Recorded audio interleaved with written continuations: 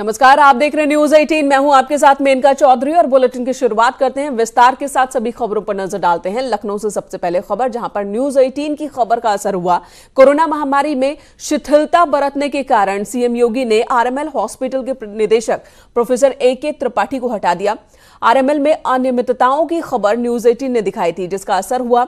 अब पूर्व कार्यवाहक निदेशक प्रोफेसर नजहत हुसैन को चार्ज दिया गया है। तो बड़ी कार्रवाई की गई है। खासकर आरएमएल हॉस्पिटल में जिस तरीके की लापरवाही देखी जा रही थी, जो फैसले लेने चाहिए थे और तुरंत गति से उस पर काम होना चाहिए था, वो काम नहीं हो रहा था। ये हमने दिखाया था कि लापरवाही आरएमएल हॉस्पिटल, इतने बड़े अस्पताल में, जिसके बाद ये कार्रवाई हुई। प्रशांत पांडे हमारे सहयोगी लखनऊ से हमारे साथ मौजूद हैं। प्रशांत, ये बड़ी कार्रवाई हुई है, क्या और भी कोई एक्शन लिए जा सकते हैं और क्या क्या आरोप जिसके बाद निदेशक को हटाया गया? जी बिल्कुल, जिस तरीके से ये कार्रवाई हुई है, ये अपने आप में एक बड़ा संदेश है। चाहे 27 मई को मुख्यमंत्री जी का दौरा हो, जो कोविड के मद्देनजर वहां पर आइसोलेशन सेंटर को देखने का था, उसमें भी काफी ज्यादा लापरवाही वहां पर सिद्ध हुई थी, जिसके बाद में वहां के CMS वगैरह को हटाया गया था। उस समय निदेशक के द्वारा जो अपनी चीजें थी वो दूसरे के ऊपर डाल के अपने आप को बचते थे। ऐसे में अब संत कबीर नगर के सांसद ने पत्र लिखा है। 2004 में जो इनके खिलाफ जांच चल रही थी, उसको छुपा करके निदेशक पद को हथियाने की पूरी बात उसमें कही गई है। साथ ही साथ अगर और इनकी कारगुजारियों की बात करें, एक लंबी फहरिस्त उसमें चली आती है। चाहे भर्ती की बात हो, चाहे वहां पर एक विवादित कंपनी को टेंडर देने की बात हो, तो डॉक्टर AK त्रिपाठी का नाम उसमें काफी बढ़ चढ़ के चला आता है। तो डॉक्टर त्रिपाठी के खिलाफ ये जांच कब से चल रही थी? जब CM ने आरएमएल का दौरा किया था उसके बाद जांच के आदेश हुए, या उससे पहले से ही जांच चल रही थी और अब कार्रवाई हुई?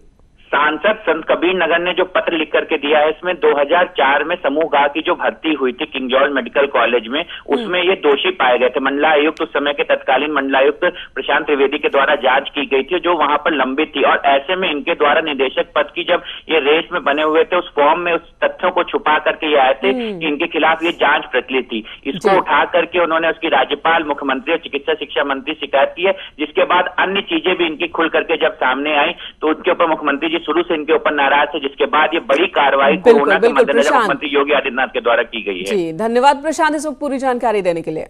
बात चीन की चाल की करते हैं, जिसका असर अब नेपाल में भी देखने को मिल रहा है। लोग विरोध कर रहे हैं नेपाल में भी चीन का। नेपाल की जमीन पर चीन के अतिक्रमण को लेकर नेपाली कांग्रेस ने नेपाल सरकार से जवाब मांगा है। रिपोर्ट के मुताबिक नेपाल की संसद में चीन से अपनी जमीन को वापस लेने का दबाव बनाया जा रहा है। प्रतिनिधि सभा में चीन से नेपाल की जमीन वापस लिए जाने से संबंधित एक रेजुलेशन पेश करने का नोटिस दिया गया है।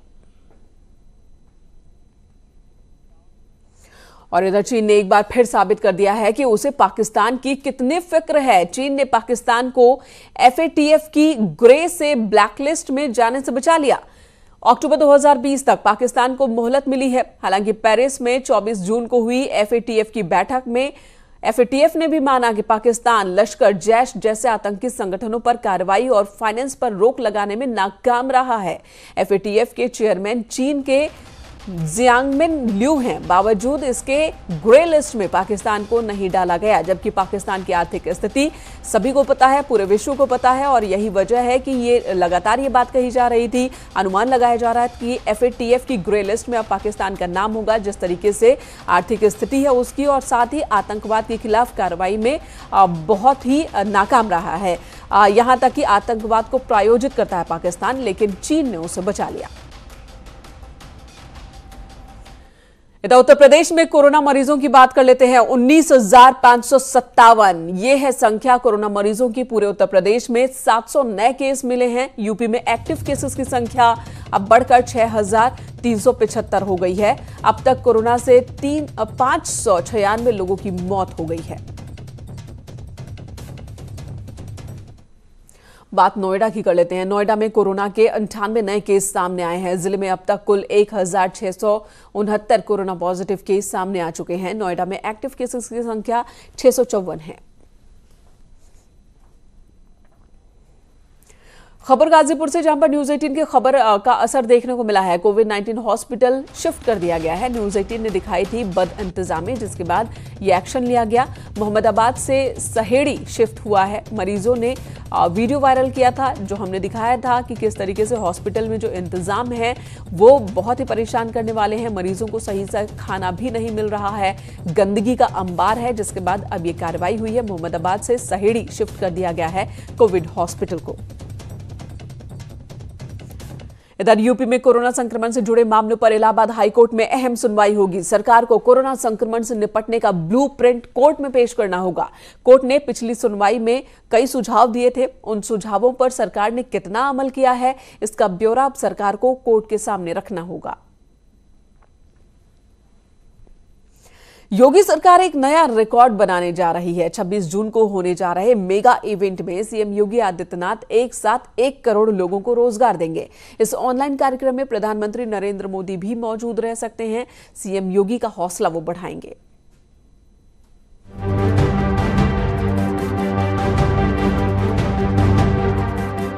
कोरोना जैसी वैश्विक महामारी के दौरान भी यूपी के सीएम योगी आदित्यनाथ लगातार एक्शन मोड में हैं और अब एक बार फिर एक नया रिकॉर्ड बनाकर यूपी पूरी दुनिया का ध्यान खींचने जा रहा है। रिकॉर्ड होगा एक साथ एक दिन में 1 करोड़ से ज्यादा रोजगार देने का। 26 जून को इसे लेकर एक बड़ा आयोजन रखा गया है, जिसमें खुद पीएम मोदी भी मौजूद रहकर सीएम योगी की हौसला अफजाई करेंगे। एक साथ 1 करोड़ से ज्यादा लोगों को रोजगार देने वाला यूपी पहला और इकलौता राज्य होगा। सीएम योगी खुद इस योजना की हर रोज समीक्षा कर रहे हैं। राज्य सरकार का दावा है कि प्रदेश में श्रमिक कामगारों की वापसी के साथ ही हर हाथ को काम और हर घर में रोजगार का जो संकल्प लिया गया था वो पूरा हो गया है। विस्तृत कार्य योजना तैयार की गई, जिसके नाते से आज उत्तर प्रदेश 1 करोड़ से ज्यादा रोजगार देने वाला देश का इकलौता और पहला राज्य बना है। निश्चित रूप से संकल्प से सिद्धि जो एक थॉट है भारतीय जनता पार्टी की, उसको चरितार्थ रूप से योगी आदित्यनाथ ने उत्तर प्रदेश में प्रदर्शित किया है। प्रदेश सरकार के पास 36 लाख प्रवासी कामगार का पूरा डेटा बैंक मैपिंग के साथ तैयार है। योगी सरकार इन कामगारों को एमएसएमई, एक्सप्रेसवे, हाईवे, यूपीडा और मनरेगा जैसे क्षेत्रों में बड़े पैमाने पर रोजगार से जोड़ भी चुकी है। अब ये आंकड़ा 1 करोड़ के पार पहुंचने वाला है। योगी सरकार एक के बाद एक लगातार अपने वादों को पूरा कर रही है। पहले मनरेगा के जरिए लाखों श्रमिकों को रोजगार दिया और अब मेगा शो के जरिए एक साथ करोड़ों लोगों को रोजगार दिया जाएगा। सरकार की मंशा साफ है कि हर हाथ को काम और हर घर को रोजगार देना है। और इसी बीच कांग्रेस 26 जून को देश भर में शहीदों को सलाम दिवस मनाने की तैयारी में है, जिसके जरिए कांग्रेस 20 जवानों की शहादत को सलाम करेगी और उनके प्रति श्रद्धांजलि अर्पित करेगी। खबर है कि कांग्रेस 26 जून को 11 से 12 बजे के बीच कार्यक्रम करेगी, जिसमें कई बड़े नेताओं के साथ ही कार्यकर्ता भी हिस्सा लेंगे। 2 तस्वीरें इस वक्त आपके सामने हैं। 20 शहीद जवानों की याद में ये प्रोग्राम होगा। इन 20 जवानों की शहादत भारत और चीन की सीमा पर हुआ था एलएसी विवाद के दौरान, जिसके बाद ये अनाउंसमेंट कांग्रेस की ओर से की गई है कि 26 तारीख को एक प्रोग्राम होगा, शहीदों को सलाम किया जाएगा। 11 से 12 बजे के बीच ये कार्यक्रम होना है। खबर कानपुर देहात से। यहां के राजपुरा थाना क्षेत्र में एक होमगार्ड की पिटाई कर वर्दी फाड़ने का आरोप लगा है। गांव के एक परिवार से मामूली विवाद के बाद होमगार्ड की पिटाई हुई है। होमगार्ड ने थाने में शिकायत दर्ज कराई है। इधर बदायूं के वजीरगंज थाना क्षेत्र के सुरसेना गांव में कुएं की मोटर खराब होने पर ठीक करने गए एक व्यक्ति के ऊपर ही मिट्टी की जो ढांग है वो गिर गई। ग्रामीणों और पुलिस प्रशासन की मदद से इस शख्स को बाहर निकाला गया।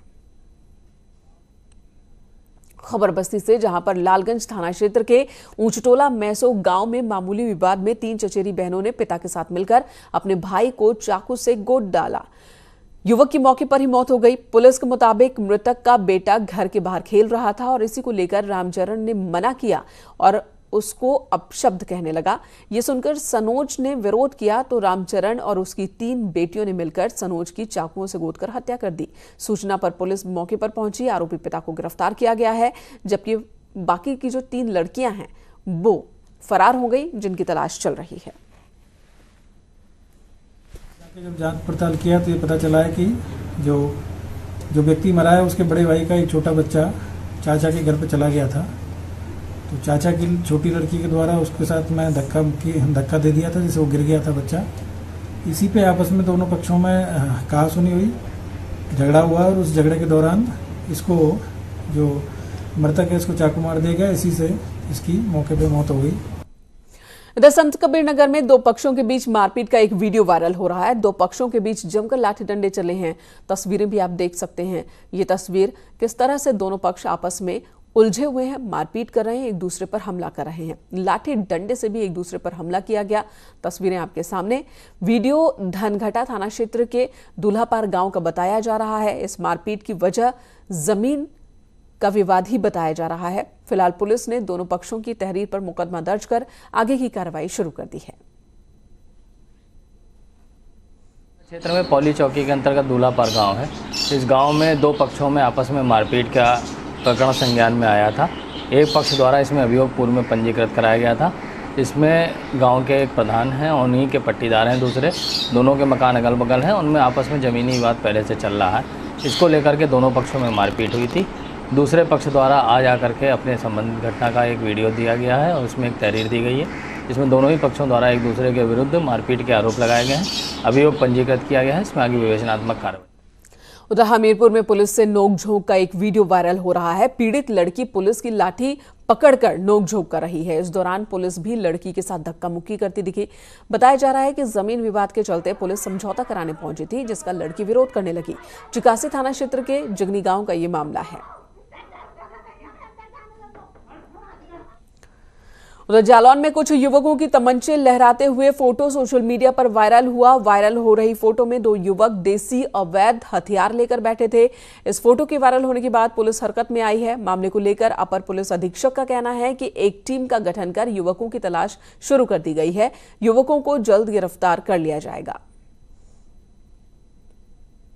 एक फोटो असलहे के साथ वायरल हुआ है, उसकी सत्यता के बारे में और जानकारी की जा रही है। किसका है, कैसे है, उसके बारे में टीम बना दी गई है और शीघ्र उसमें कार्रवाई कर ली जाएगी। अम्बेडकर नगर पुलिस ने लाखों की ठगी करने वाले दो साइबर ठगों को गिरफ्तार किया है। ये ठग मोबाइल की आड़ में ठगी करते थे। पकड़े गए बदमाशों के पास से 3 मोबाइल फोन, ATM कार्ड और ठगी के 1,62,000 रुपए बरामद किए गए। मामले में अभी एक अभियुक्त फरार चल रहा है, जिसकी तलाश चल रही है। मेरे सामने प्रस्तुत होकर के बताया था कि उसके ATM से तकरीबन 2,96,000 रुपये के आसपास ऑनलाइन फ्रॉड करके कुछ लोगों ने पैसा निकाल लिया।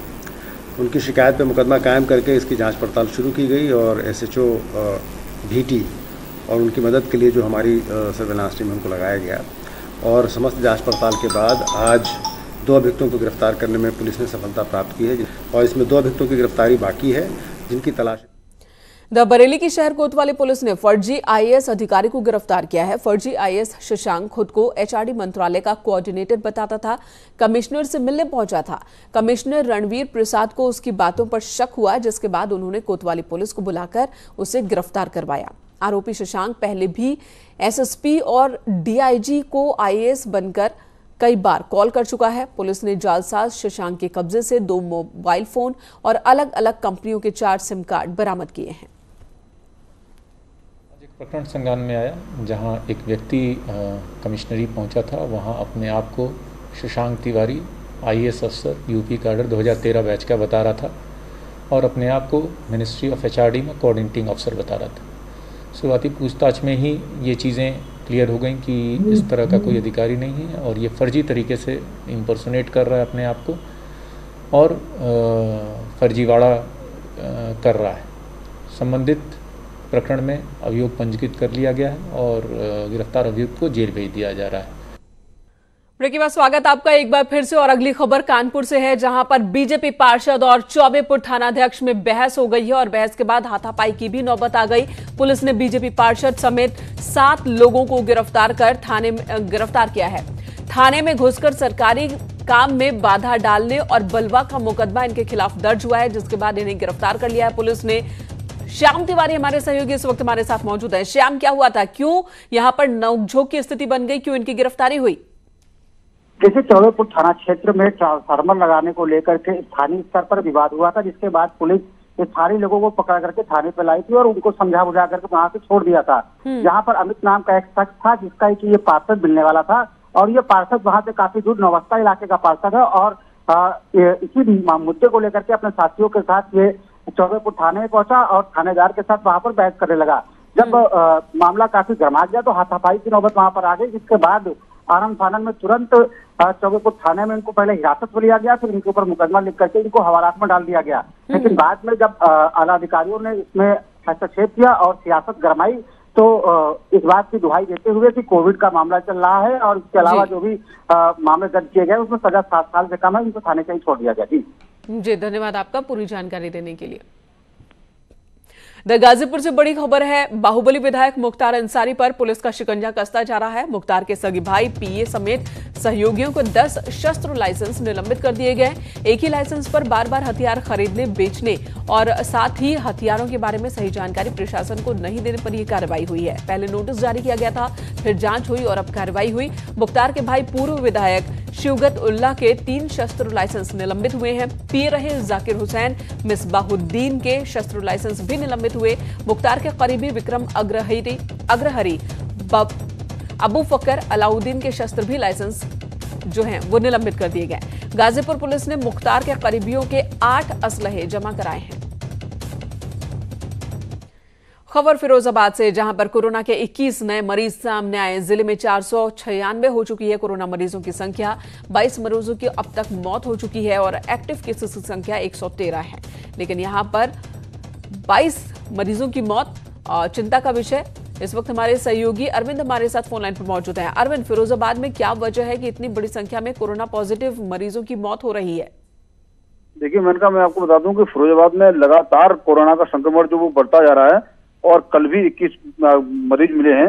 इस तरह ये लगभग 500-496 के आंकड़ा पहुंच गया। तो मैं इसमें जो बताना चाह रहा हूँ वो ये है कि जो संख्या लगातार बढ़ रही है उसकी वजह ये है कि लगातार न तो लोग जागरूक हो रहे, लगातार जो कंटेनमेंट जोन है उसमें भी लोगों की आवाजाही जारी है और प्रशासन ने जो इलाके सील किए हैं वो भी सील के नाम पर केवल खाना पूर्ति हुई है। जो बल्लियां लगाई गई हैं उनमें से आराम से लोग आ जा सकते हैं, किसी के खिलाफ कोई कार्रवाई नहीं हो रही, कोई उन्हें रोकने टोकने वाला नहीं है।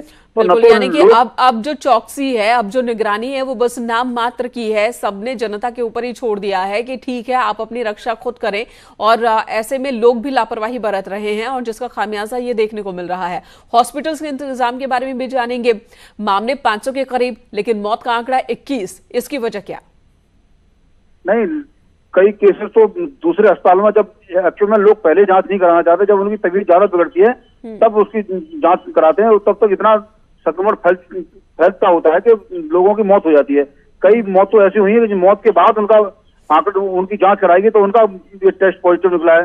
इस तरह ये मामला बढ़ बढ़ के 22 मौतें इनकी पुष्टि हो चुकी है। जी तो अभी भी जागरूकता की कमी भी लोगों में दिख रही है। अरविंद, धन्यवाद इस वक्त पूरी जानकारी देने के लिए। लेकिन ये आंकड़े परेशान करने वाले हैं। उधर चित्रकूट की बात कर लेते हैं। भरतकूप इलाके में एक लड़के ने शादी से 2 दिन पहले होने वाली पत्नी से झगड़ा कर लिया, फांसी लगा ली, जिसकी शादी फरवरी में तय हुई थी। लेकिन लॉकडाउन की वजह से शादी की तारीख बढ़ती जा रही थी।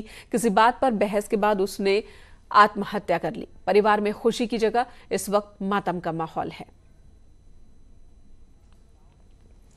फतेहपुर में कच्ची शराब बनाने वालों के खिलाफ चलाए जा रहे अभियान में पुलिस को बड़ी कामयाबी हाथ लगी है। बिंदगी कोतवाली क्षेत्र के कंचनपुर गांव में चलाए गए इस अभियान में पुलिस ने 700 लीटर कच्ची शराब बरामद की। साथ ही छापे के दौरान करीब 25 क्विंटल लहन भी बरामद हुआ, जिसे मौके पर ही नष्ट कर दिया गया। शराब बनाते समय पुलिस ने 3 आरोपियों को गिरफ्तार भी किया है, जबकि 10 आरोपी मौके से भागने में कामयाब रहे।